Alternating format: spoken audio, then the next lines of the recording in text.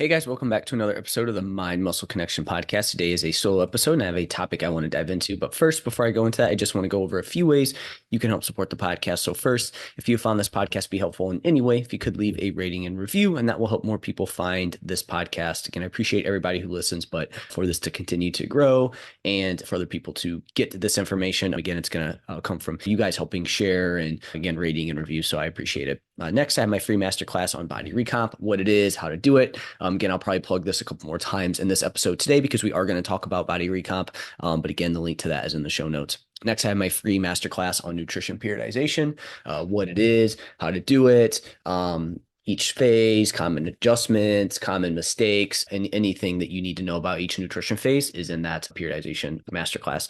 And then lastly, if you haven't yet, give me a follow on Instagram, Jeff, HOEHN_, and that's where I'm most active on social media. If you have any questions on anything in general or anything I go over in this podcast, that would be the place to reach out to me at. With that out of the way, let's dive into today's topic. And it's going to be 5 reasons your body recomp phase isn't working. Again, or maybe you want to see a body recomp, but it's just not working, right? Maybe you're not seeing the things there that you want. Let me change that from 5 to, I'm going to do 5 plus 2 bonus ones. So essentially 7, but it's going to be 5. And then I'm going to add in 2 bonus ones on there. See, this is the thing. Sometimes I go in with the information I want, and then I think about another one. So I'm going to make sure I add this one in. Literally right as I said 5, I'm like, you know what? Actually, there's another bonus one I want to add in there. So you're going to get an extra one here. And you're going to see that how sometimes these things change on the fly like that. All right. So the goal of a body recomp phase is to decrease body fat percentage and to build muscle, right? So I think the big thing here is decreasing body fat percentage. I think there's a key, again, by increasing your muscle. And again, it's probably going to be some combination of dropping body fat and building muscle. But at the end of the day, we want to decrease that body fat percentage, right? So again, this may be something where you don't necessarily drop a ton of weight, but you're adding muscle, and that's going to obviously decrease your body fat percentage, right? So again, I think it's important that we do distinguish that because I think it's important. This is going to improve your overall look and health. Again, more muscle, decreasing your body fat percentage, those are going to be things that are going to improve your look, and then health as well too. Dropping body fat, again, obviously we don't want to, you don't want to, I'm not saying that walking around at 5% body fat is necessarily going to improve your health. There is a point to where it's like too low is not great, but generally speaking, lower levels of body fat are going to be healthier. And then again, having that muscle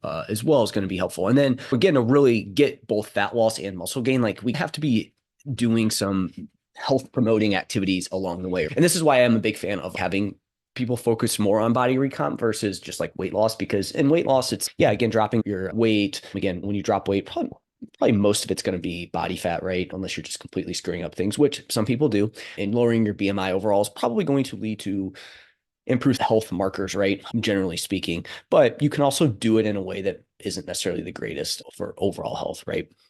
But again, here's the most common reasons why a client's body recomp phase is not working. So very first one is nutrition adherence is poor altogether, but it's also at say 60 to 70%. Okay. So this is one of those things where, again, yes, in general, if it's poor, you're obviously not going to see the results you want. Even if you're training hard, you're staying consistent with training. If you don't have that nutrition piece down, you're going to struggle to see results, right? When I get new clients, this doesn't happen to everybody, but there's always going to be that client that they do really well with the training. They train hard, but then the nutrition piece, they're not tracking. They're not giving me much feedback. They're not really focusing on nutrition. And they're like, I don't understand why I'm not changing. And it's because, yes, obviously lifting weights is going to help, but if that nutrition piece is off, you're really going to struggle. So again, making sure that nutrition is on track. But we also have a kind of subset of people where they are focused on nutrition, but their adherence is what you would say it's 60 to 70%, just enough to like really feel like you're doing a lot, but then you're still leaving that last 30 to 40% up to chance. And that can really add up, right? So again, this is just enough to think you're on track, but also potentially not enough to make a real change depending on what you do with that last 30, 40%. Again, I often see clients spin their wheels in a body recomp phase because they can't nail down that last 30 to 40%. Good things can still be happening here if you're at 60, 70% and training and doing these other things, but it's going to be much slower than you want, right? So this is where people get frustrated. Oh, I'm not seeing the change. And then this leads down this vicious cycle of they're not seeing that change. They're less motivated to do it, but they are doing things, but again, it's 60, 70%. So it's almost like 1 foot in, 1 foot out. What would this look like? It could look like you're tracking your calories, but you're not really watching how many calories you're eating. You're tracking your calories and you're over consuming the amount of calories because you're reactively tracking and it's just like you're tracking as you go. Maybe your macros are off. Again, maybe you're overlooking bites and licks. Maybe you're going out to eat more often and you're not logging those things. So it's like those are examples of nutrition being like 60-70%. Like you are doing things like tracking, you're putting the time into it, but you're not focused on that extra little bit there with that. And so again, I think just by tracking, that's going to help. But again, if you're not, again, if you're overlooking tracking certain things, like that's going to be something that adds up. And again, that 60-70%, like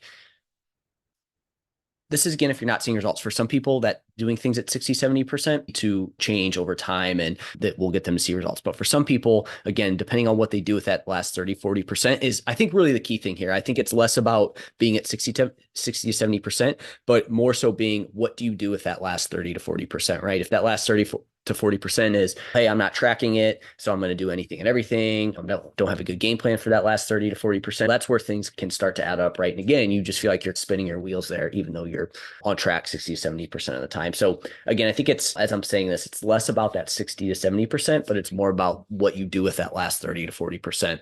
But at the end of the day, you're not going to see the change you want if you don't have much focus on the nutrition piece, or again, maybe it's just suboptimal for what we're trying to do here with that. But that's one of the main reasons why people are struggling to see change, like to see the change they want, is the nutrition piece is just off. Something is lacking from that perspective.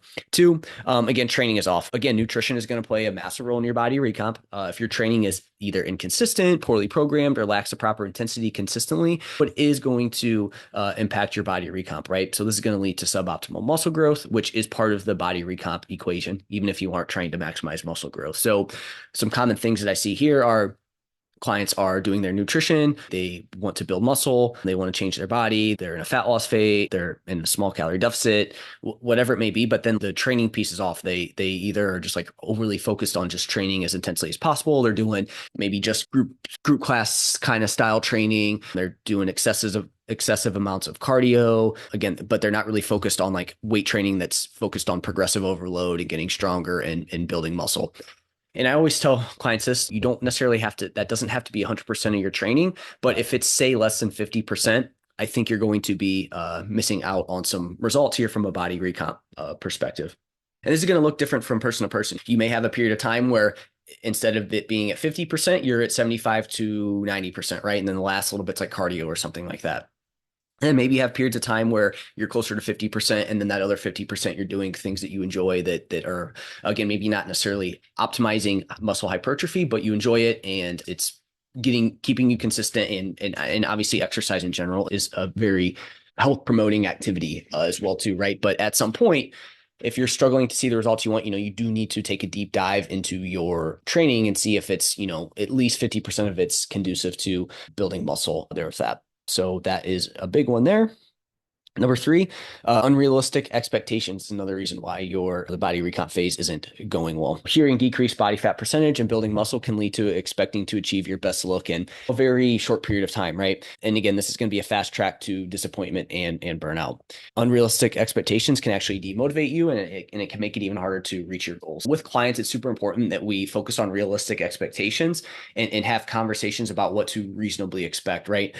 Because I'll get this question all the time of, hey, am I building enough muscle? Where can I expect to be in 6 weeks? How much this is really hard to say because there's so much that goes into it. But again, the main thing is none of this matters if you aren't consistently applying what we're talking about. And I think people try to jump the gun there on that and they want to be like, where can I be here if I do this? We don't really want to think about that because we need to make sure that we're doing the things first. But also unrealistic expectations of maybe you saw somebody's transformation online. And again, maybe you think you're going to have kind of your optimal physique in, say, 6 weeks or something like that. So again, I think these unrealistic expectations can really hurt you, right? Again, sometimes too, I've seen this countless times where a client doesn't necessarily see the physical results that they want to see. And when I say physical from a body comp standpoint, but we're stacking these habits on top of each other, and then bam, all of a sudden, like they get that compounding effect and everything just builds off of each other, and then the results just flow in. And again, sometimes it takes some clients 4 weeks to see that happen. Sometimes it takes clients 3 to 6 months. It really just depends. Again, it depends on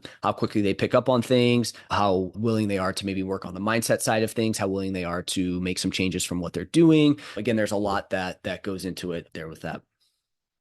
But again, unrealistic expectations are going to just crush your body recomp phase because, yeah, again, get more down on yourself than anything. Number 4, sleep sucks and high stress outside of the gym. Again, this is something where people are like crushing the training, nutrition's on point, but then you look and it's like they're sleeping 3 to 4 hours a night. They're having caffeine at 8 p.m. They're not getting good sleep. It's inconsistent. Again, this is going to make your body's going to be less likely to change in that process. And then same thing with high stress, right? Lack of sleep and high stress can affect everything from hormone levels to recovery. If we're under recovered, you're not going to be able to push your training as much. If your hormone levels are off, that could impact your hunger. It's going to be harder to want to eat nutrient dense foods. It's going to be hard to moderate your food intake. Again, you're going to have less willpower. Motivation is going to be lower. These things all out with all of this. So again, if these are off, it's going to be tough to make body comp changes. Again, a lot of people are shooting themselves in the foot by not placing enough attention on these 2 factors. Oh yeah, that's fine. I don't really need to focus on that. I just need to push harder in my training. But it's, look, if you're under recovered, you're going to be pushing your body and it's going to be less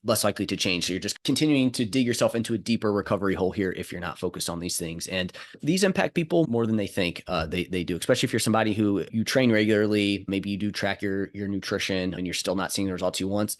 I would really look at this and focus on improving that. Another one here that could be impacting your body recomp is poor meal timing. Again, nutrient timing, it does fall way lower on the list than, okay, making sure training's in a good spot, making sure that our overall nutrition is good. But meal timing, especially when it comes to like body composition, is something that can impact things if you're not careful with it. I think it's more about, hey, just don't completely screw this up versus you need to get it perfect, right? So again, nutrient timing, especially protein around your workouts, can significantly impact muscle protein synthesis and recovery. It makes it a key factor in your body recomp journey.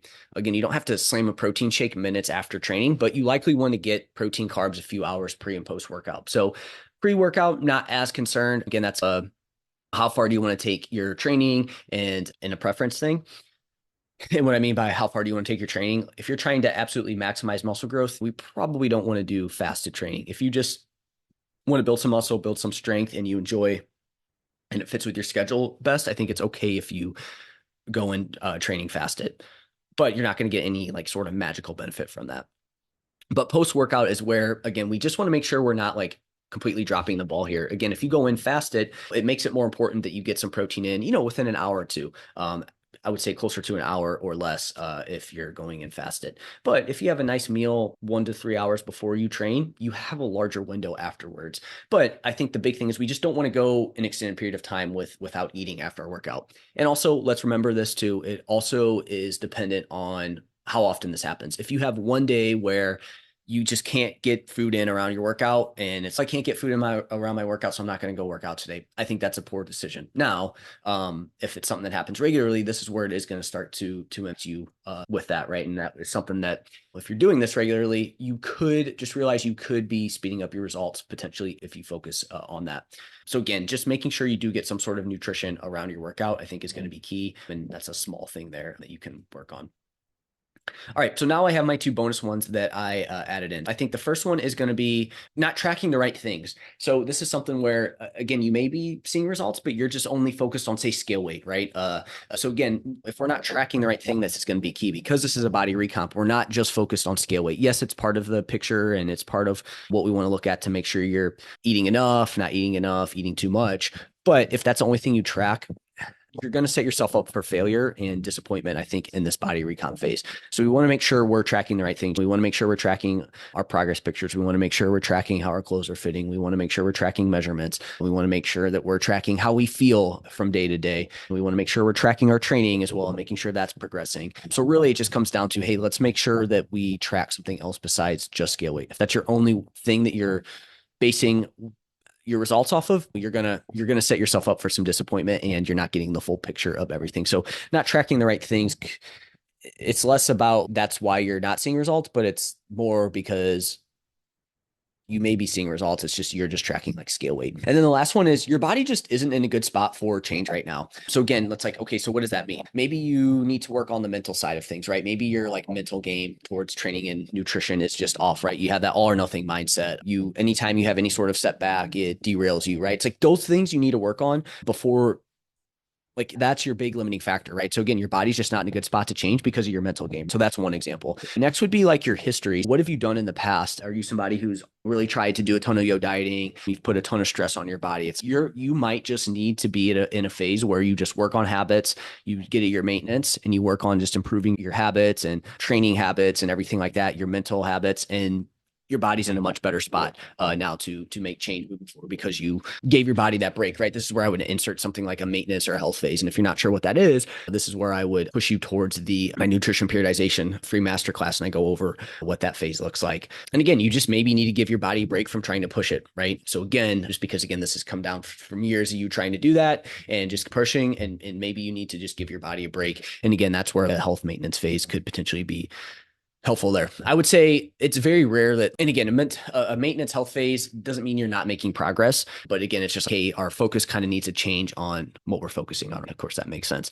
I would say do something similar to this, like when each client starts, we go into a baseline phase. Again, this is all semantics in terms of what you name certain phases and whatnot, but I call it a baseline phase. But essentially what we're doing in that baseline phase is we're looking for any limiting factors, we're building good habits, making sure training is at least headed in the right direction. We're just working on your overall health there with that and setting you up to see change, right? I think that's the biggest thing is people just want to go straight into it. Hey, put me in a deficit. I need to lose body fat. I need to do that now. It's, hey, let's set you up to be in a better position to do that. And the plus side of this is typically when people, if people do start to improve their overall habits and these things that I talked about, they start to see change anyways. But again, it's just setting you up for more success there with that. Those are my reasons, 5 reasons plus 2, which would be 7, but 2 bonus ones that I added in. So hopefully that was helpful. Again, if you found this helpful and you want to learn more about a body recomp, what it is, how to do it, then my free masterclass on body recomp is for you. And again, the link to that is in the show notes. So make sure you click on that. If you have any questions on it, let me know. But that's it for this episode, and I will chat with you next time.